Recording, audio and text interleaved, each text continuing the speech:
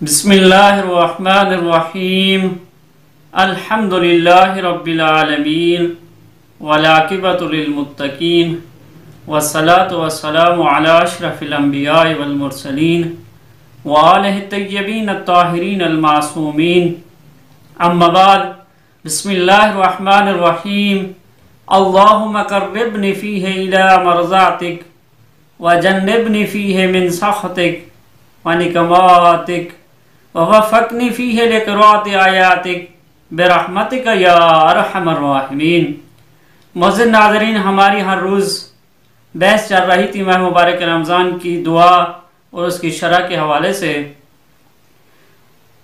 اس دعا میں ہم اللہ سے دعا مانگ رہے ہیں کہ آئے اللہ، آج کے دن مجھے اپنی ناراضی اور اپنی سزاؤں سے بچائے رکھ، اور آج کے دن مجھے اپنی آیات پڑھنے کی توفیق دے، اپنی رحمت سے اے سب سے زیادہ رحم کرنے والے۔ اس دعا میں ہم کچھ مروزات آپ کی خدمت میں عرض کریں گے۔ اس دعا میں 3 چیزوں کو اللہ تبارک و تعالی سے طلب کیا گیا ہے۔ ایک، ہر کام میں اللہ تبارک تعالی کی رضایت۔ دوسری، اللہ کے غضب اور عذاب سے دوری۔ تیسری جو چیز اس دعا میں ہے وہ تلاوت قرآن کی توفیقات ہے۔ اب ہم اس تینوں چیزوں کے بارے میں اللہ سے دعا کریں گے۔ سب سے پہلے یہ ہے کہ ہمیں سب سے پہلے ان عقائد اور اعمال کے بارے میں غور و فکر کرنا ہوگا جو اللہ کی رضایت کا سبب بن سکیں، تاکہ ہم ان کی اصلاح کے ذریعے اپنے مطالبات کو اللہ تعالیٰ کی بارگاہ میں پیش کر سکیں، کیونکہ جب تک اللہ راضی نہ ہو اور ہم کو توفیق نہ ہو اور ہم اپنے مطالبات پیش کرنے کا حق نہیں رکھتے، لہذا ہم یہاں پر پہلے اللہ تعالیٰ کی رضایت کو حاصل کریں گے۔ اس کے رضایت حاصل کرنے کے اسباب سے پھر اس کے غضب و عذاب سے دوری کے اسباب بھی ہم حاصل کر لیں گے۔ پھر جو ہے اس کے بعد تلاوت قرآن کریم کی اہمیت کے بارے میں ہم کچھ جو ہے یہاں پر مطالب آپ کی خدمت میں عرض کریں گے۔ سب سے پہلے یہ ہے کہ اللہ کی رضایت حاصل کرنا۔ اللہ کی رضایت کو ہم کیسے حاصل کر سکتے ہیں، اس کے بارے میں ہم نے آپ کی خدمت میں عرض کرنا ہے۔ وہ یہ ہے کہ چھٹے امام سے نقل ہوا ہے کہ نبی اکرم صلی اللہ علیہ وآلہ وسلم نے حضرت علی علیہ السلام کو وصیت کرتے ہوئے ارشاد فرمایا، اے علی، میں تمہیں چند باتوں کی وصیت کرتا ہوں جنہیں محفوظ رکھنا۔ پھر دعا بھی فرمائی کہ اے اللہ، اس کی ان کاموں میں مدد فرما۔ پہلی بات یہ ہے کہ رسول خدا فرماتے ہیں، اے علی، صداقت رکھنا، کبھی بھی تمہارے منہ سے جھوٹ نہ نکلے۔ دوسری بات یہ ہے کہ کبھی خیانت نہ کرنا۔ اور تیسری بات رسول خدا فرماتے ہیں، اے علی، اللہ سے ایسے ڈرنا جیسے تم اسے دیکھ رہے ہو۔ اور چوتھی بات یہ ہے کہ خوف الہی میں زیادہ سے زیادہ گریہ کرنا، کہ اللہ تعالیٰ نے تم سے نکلنے والے ہر آنسو کے بدلے 1000 گھر بہشت میں تعمیر کرتا ہے۔ پانچویں بات جو رسول خدا نے مولا علی کو ارشاد فرمائی ہے وہ یہ ہے کہ دین کی راہ میں اپنی مال اور جان کو قربان کر دینا۔ چھٹی بات کہ میری سنت پر عمل کرنا، نماز، روزہ اور صدقہ کو ادا کرنا۔ اور یہ بھی فرمایا کہ اے علی، ہر رات 50 رکعت مستحب نماز پڑھنا، اور روزہ میں ہر مہینے میں 3 مستحب روزے رکھنا، مہینے کی پہلی جمعرات اور درمیانی بدھ اور آخری جمعرات کو، اور اس ایام میں صدقہ دینے کی بھی کوشش کرنا۔ تم یہ کہو کہ کہیں میں نے اسراف اتنا صدقہ دینا کہ تم اس چیز پر سوچنے پر مجبور ہو جاؤ کہ میں شاید اسراف کر رہا ہوں۔ اتنے تاکید کی گیا ہے صدقے کے بارے میں۔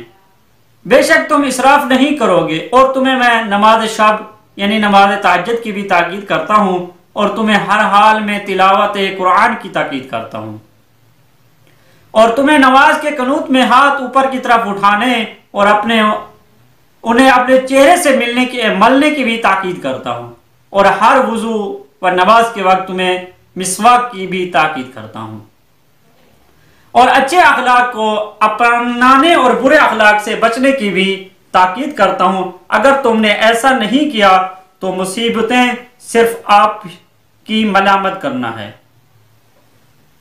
یہ تہذیب الاحکام میں جو ہے یہ روایت کو نقل کیا گیا ہے۔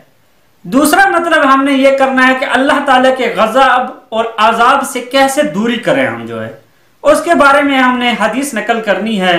نبی اکرم صلی اللہ علیہ وآلہ وسلم جامع سعادات میں ارشاد فرماتے ہیں کہ جب اللہ کسی علاقے پر غضبناک ہوتا ہے اور اس پر عذاب نازل نہیں کرنا چاہتا تو اس علاقے میں قیمتیں مہنگی اور عمریں کم کر دیتا ہے، اور وہاں کے تاجر اپنی تجارتوں میں فائدہ نہیں پاتے، اور نہ میوے سالم اترتے ہیں اور نہ نہروں میں صحیح پانی آتا ہے، اور بارشیں ان سے رک جاتی ہیں اور ان پر بدترین افراد کو مسلط کر دیا جاتا ہے۔ ایک روایت یہ۔ دوسری روایت ہے کہ نبی اکرم صلی اللہ علیہ وآلہ وسلم نے ارشاد فرمایا غصہ ایمان کو اس طرح سے فاسد کر دیتا ہے جس طرح سرکہ شاہد کو فاسد کر دیتا ہے۔ تیسری چیز نبی اکرم صلی اللہ علیہ وآلہ وسلم نے ارشاد فرمایا جو اپنے غضب کو لوگوں سے دور رکھتا ہے تو اللہ تعالیٰ روز قیامت اسے اپنے غضب سے دور رکھے گا۔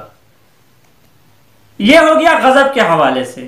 اب ہم نے تیسرا مطلب عرض کیا گیا قرآن کی اہمیت اور عظمت کے بارے میں۔ اب ہم قرآن کی عظمت قرآن کی روشنی سے بیان کرتے ہیں۔ قرآن میں اللہ تبارک تعالیٰ ارشاد فرما رہا ہے کہ بے شک یہ قرآن اس راہ کی ہدایت کرتا ہے جو مستقیم رائے ہے۔ دوسری جگہ پر ارشاد فرماتا ہے کہ کہہ دو کہ اگر انسان اور جنات سب مل کر بھی قرآن کی مثل لانا چاہیں تو وہ نہیں لا سکتے، چاہے سب ایک دوسرے کی مدد ہی کیوں نہ کریں۔ اور تیسری جگہ پر خداوند متعال ارشاد فرما رہا ہے اگر ہم اس قرآن کو پہاڑ پر نازل کر دیں تو تم دیکھتے کہ وہ خوف الہی سے لرز کا ٹکڑے ٹکڑے ہو جاتا۔ اور یہ مثالیں ہم لوگوں کے لیے بیان کرتے ہیں تاکہ وہ غور و فکر کریں۔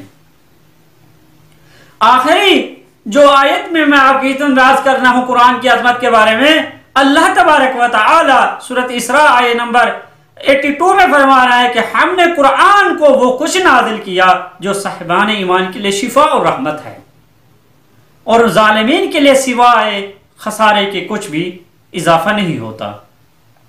یہ ہم نے قرآن کی اہمیت قرآن ہی سے آپ کے سامنے ذکر کی ہے۔ اب ہم نے قرآن کی روایات کی روشنی میں قرآن کی عظمت کو بیان کرنا ہے، جس میں سب سے پہلی گواہی حدیث ثقلین ہے کہ رسول خدا نے حدیث ثقلین بیان کر کے سب سے پہلے قرآن کو عظمت دی ہے، اس کے بعد اطرت کا ذکر کیا ہے۔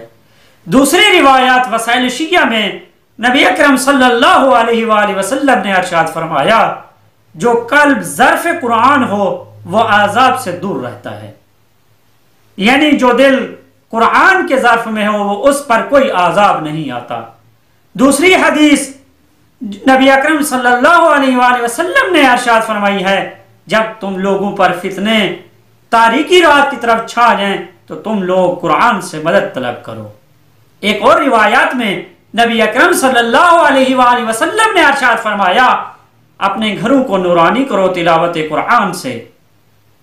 پھر ایک اور جگہ پر روایات میں ہے کہ نبی اکرم صلی اللہ علیہ وآلہ وسلم نے ارشاد فرمایا اپنی اولاد کو 3 آداب سکھاؤ، اپنے نبی کی محبت، اپنے اہل بیت نبی کی محبت، تیسری تلاوت کلام مجید۔ عزیزان آخری حدیث نبی اکرم صلی اللہ علیہ وآلہ وسلم نے ارشاد فرمایا ہے قرآن کے بارے میں، فرمایا جو اولین و آخرین کا علم چاہتا ہے اسے چاہیے کہ قرآن میں غور و فکر اور تدبر کرے۔ یہ قرآن ایسی کتاب ہے جس کے بارے میں امام صادق علیہ السلام نے ارشاد فرمایا جب کوئی جوانی میں قرآن پڑھتا ہے تو قرآن اسے گوشت و خون میں مخلوط ہو جاتا ہے، یعنی قرآن اس کے گوشت اور خون میں قرآن پڑھنے کی وجہ سے وہ مخلوط ہو جاتا ہے، ہمیشہ وہ قرآن ہی رہتا ہے۔ دوسری روایات میں جناب لقمان نے اپنے بیٹے سے ارشاد فرمایا بیٹا قرآن سے غافل نہ ہونا کیونکہ قرآن قلب کو حیات بخشتا ہے اور بدترین و ناپسند اور سرکشی جیسے گناہوں سے روکتا ہے۔ ایک اور روایت میں امیر المومنین یعقوب الدین امام علی ابن ابی طالب سے نقل کی گئی ہے ایک روایت کہ میرا مولا فرماتے ہیں قرآن جتنا بھی تکرار کرو اور کانوں کو سناؤ ایسا نہ ہو یہ قرآن کو تکرار کرنے کی وجہ سے، سنانے کی وجہ سے یہ تمہارے ذہن میں نہ آئے کہ یہ قرآن پرانا ہو گیا ہے۔ نہیں، قرآن ہمیشہ زندہ ہے، معجزہ ہے۔ جتنا قرآن کو زیادہ پڑھتے رہیں گے، لوگوں کو زیادہ سناتے رہیں گے، اتنی ہی قرآن کے بارے میں آپ کے دل میں محبت بڑھے گی اور آپ کے دل میں خدا نور اور روشنی کو ڈال دے گا۔ ایک اور جگہ پر میرے مولا امیر المومنین علیہ السلام نے ارشاد فرمایا کہ قرآن، نبی اکرم صلی اللہ علیہ وسلم نے بھی ارشاد فرمایا ہے، جو بھی علم و اولین و آخرین کا خواہش مند ہے اسے چاہیے کہ قرآن میں غور و فکر کرے۔ عزیزان گرامی، ہمیں بھی یہ ماہ مبارک رمضان ہے، اس ماہ مبارک رمضان میں جتنا قرآن پڑھیں گے وہ دگنا ہی ثواب ہمیں ملے گا۔ اگر ایک آیت پڑھیں گے اس کے بدلے میں دگنے ہی ثواب ملے گا۔ تو اس لیے ہر چیز کی ایک بہار ہوتی ہے، اور ماہ مبارک رمضان میں قرآن جو ہے ماہ مبارک کے لیے، قرآن کے لیے ماہ مبارک رمضان ایک بہار کی نسبت ہے۔ تو ہمیں چاہیے زیادہ سے زیادہ اس ماہ مبارک میں قرآن مجید کی تلاوت کریں، اور اپنے گناہوں کی مغفرت کے لیے، توبہ کے لیے، اپنے ملک کے لیے، اپنے لوگوں کے لیے، اپنے نوجوانوں کے لیے، اپنے بزرگوں کے لیے اللہ کی دعا بارگاہ میں دعا کرنا چاہیے کہ اے اللہ ہمیں صراط مستقیم پر ہمیشہ قائم رکھ۔ والسلام علیکم ورحمۃ اللہ وبرکاتہ۔